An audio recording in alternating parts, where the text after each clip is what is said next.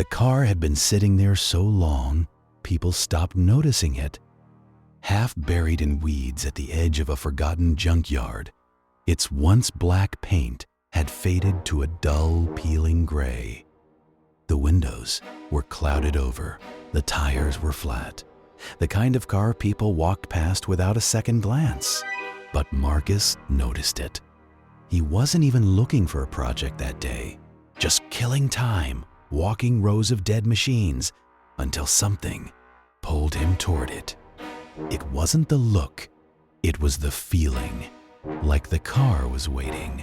"Don't bother with that one," the yard owner called out from behind him. "Thing's bad luck." Marcus smirked. "Bad luck doesn't scare me." The man didn't smile back. It should. Marcus bought it anyway.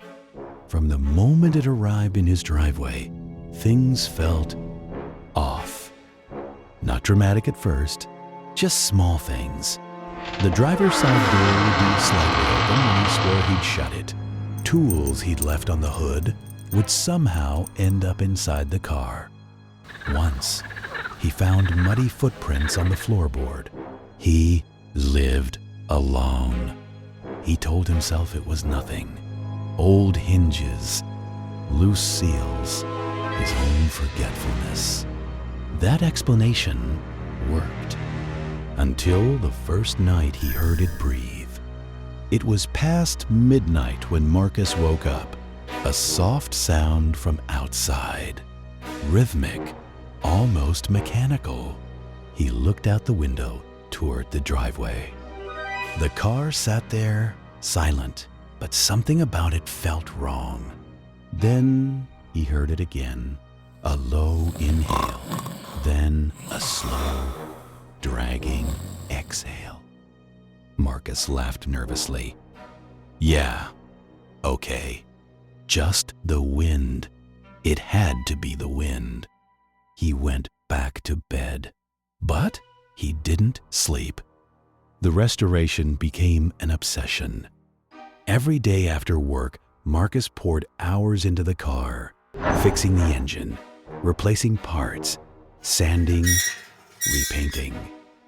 And the better the car looked, the worse the feeling got.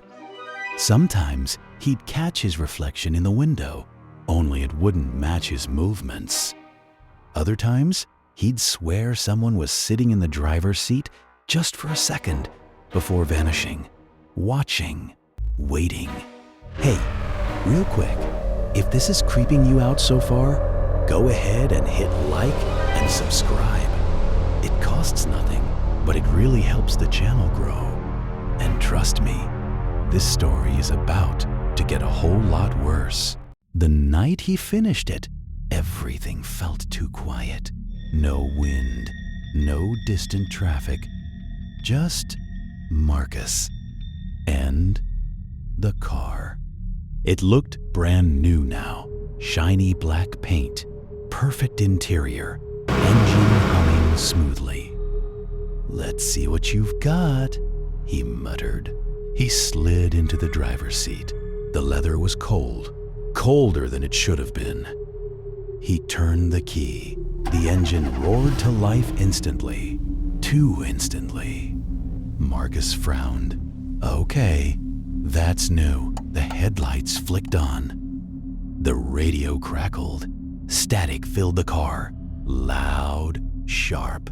Then, a voice, low, right next to his ear.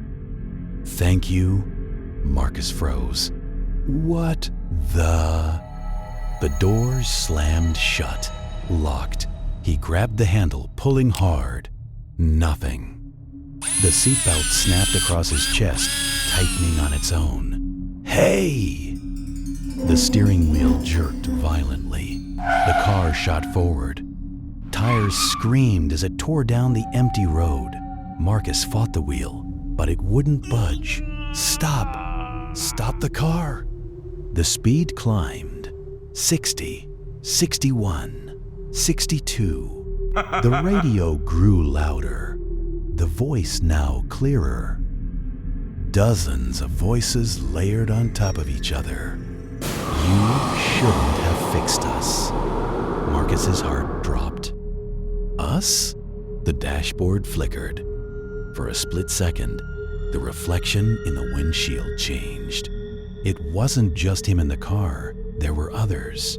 Faces, burned, broken, sitting in every seat, staring at him, smiling. And then the memory hit him like a punch to the chest. Not a memory, the truth. Marcus hadn't found the car. He had forgotten it. Years ago, he had been driving this very car, late at night, drunk, speeding. He remembered the laughter, the music, the people in the car with him, friends, people who trusted him. Then the headlights, the swerve, the impact, fire, screaming. Marcus had survived. They hadn't. The car had been dragged to that junkyard and left to rot, with everything still inside it, including them. I didn't know. I didn't remember. The voices grew louder, angrier. You left us. You walked away. You forgot. The car accelerated faster. The road ahead twisted into darkness. The same road, the same place, the crash site. No, please. The wheel turned sharply. The car veered off the road, straight toward the spot where it all ended the first time. Marcus screamed. The voices screamed louder. And just before impact, everything went silent. The next morning, the road was empty. No wreckage, no skid marks, no sign of a crash. Back at the junkyard, at the very edge, sat a car, old, rusting, windows clouded over, like it had never been touched. And if you looked closely, you might notice something new. Fresh fingerprints pressed against the inside of the glass, trying to get out.